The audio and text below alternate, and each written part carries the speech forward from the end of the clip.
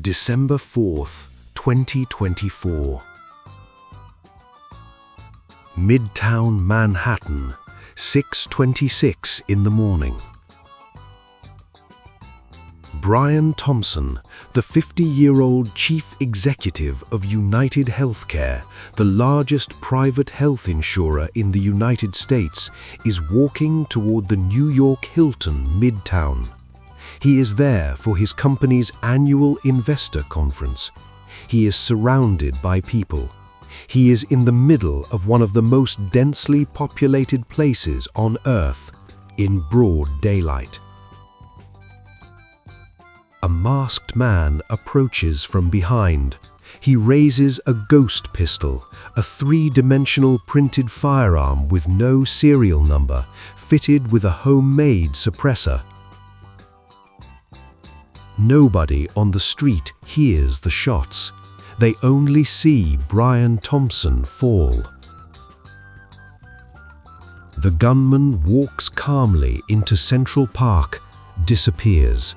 For 5 days, the New York Police Department, the FBI, and federal investigators deploy every resource they have. Drones, helicopters, hundreds of detectives. Nothing.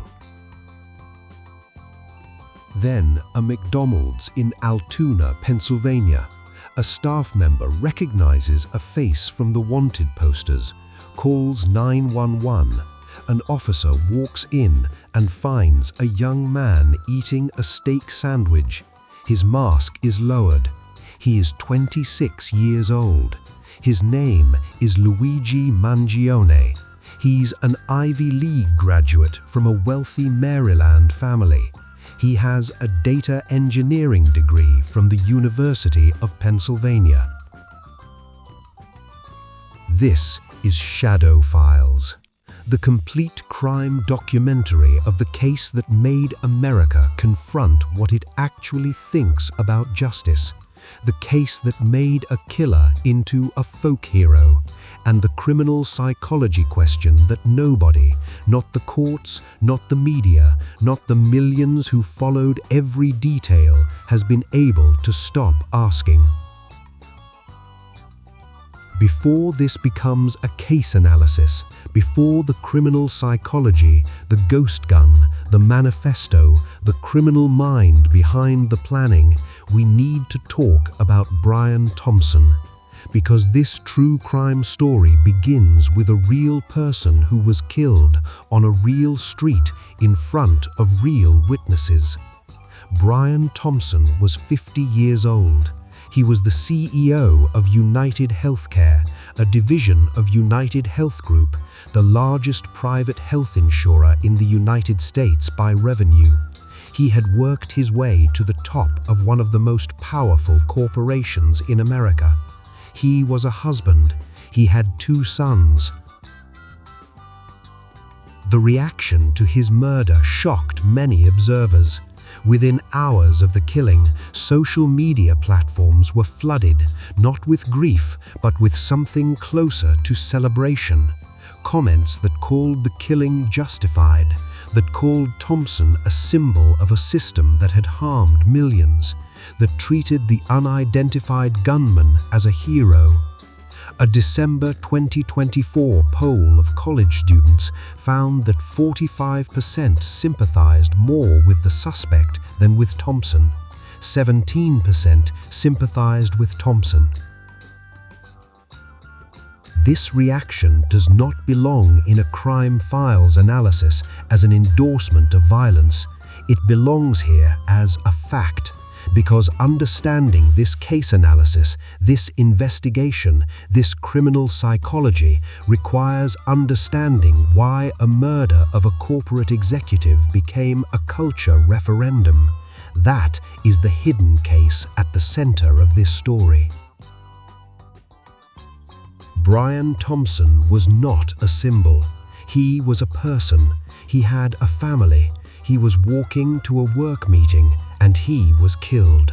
That is where this unsolved moral question, which the courts are still working through, begins. The crime documentary evidence in this case is a study in criminal psychology and premeditation. What Luigi Mangione allegedly did was not an act of impulse. This was case analysis made physical, a hidden case executed in plain sight.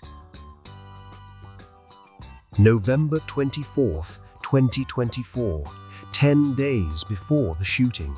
Surveillance cameras at the Port Authority bus terminal capture a man arriving by bus at 9 in the evening. He checks in to a youth hostel in Upper Manhattan under the name Mark Rosario. False name, cash payment, face mask. That is not someone in crisis. That is criminal psychology at work. That is intention. He stayed for 10 days. On the morning of December 4th, he left the hostel at 5:34, rode an electric bike through the pre-dawn city, stopped at a Starbucks at 6:15, ordered a water bottle and granola bars which he later discarded, arrived outside the Hilton before 6:35, and waited, in the cold, patient, certain, a man who had already decided. The weapon was a three-dimensional printed ghost pistol, no serial number, no registration, untraceable. He had built it himself, including the homemade suppressor. That's why nobody on that busy Manhattan sidewalk heard the shots. The murder weapon was a crime files case study in evading detection. People walked past Brian Thompson as he fell and did not know it had happened.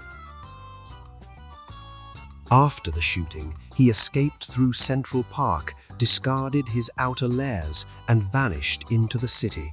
5 days, the full force of New York and federal law enforcement, nothing. Then, Altoona, Pennsylvania. A McDonald's employee recognized him from wanted posters, called 911. An officer 6 months out of the academy walked in and knew. In his backpack, the boast gun, a suppressor, forged identity documents, and a red notebook.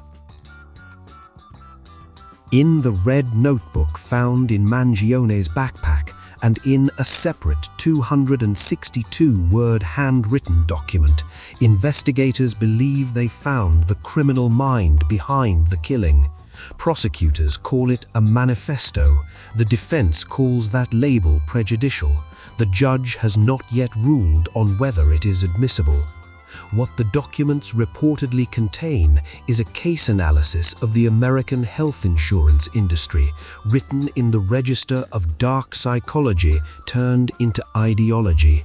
The language describes healthcare executives as parasites. It states that it had to be done. It uses the phrase, "Frankly, these parasites had it coming." Investigators confirmed that Mangione was never insured by United Healthcare. His grievance was not personal, it was ideological, a criminal mind rooted in a worldview, not a personal claim denial. The police believe he saw himself as a hero of sorts who had finally decided to act. They expressed concern that the crime story could inspire imitation. The shell casings found at the scene were engraved with the words delay, deny, depose, a reference to a phrase critics use to describe how insurance companies avoid paying legitimate claims. This was not random, this was symbolic, a crime file written in spent brass. His Goodreads account showed he had read the Unabomber's manifesto and written that it was prescient. He was disappointed when media compared him to Ted Kaczynski. In prison, he recommended Aldous Huxley to a corrections officer and discussed George Orwell. This is the hidden case the criminal psychology community is still working through. A man who read widely, planned meticulously, and concluded that targeted assassination was a reasonable response to systemic injustice. Whether that thinking constitutes terrorism is a question the courts have already partially answered. A New York judge dismissed the terrorism charges in September 2025, ruling that killing one individual did not meet the statutory definition of intending to intimidate a civilian population.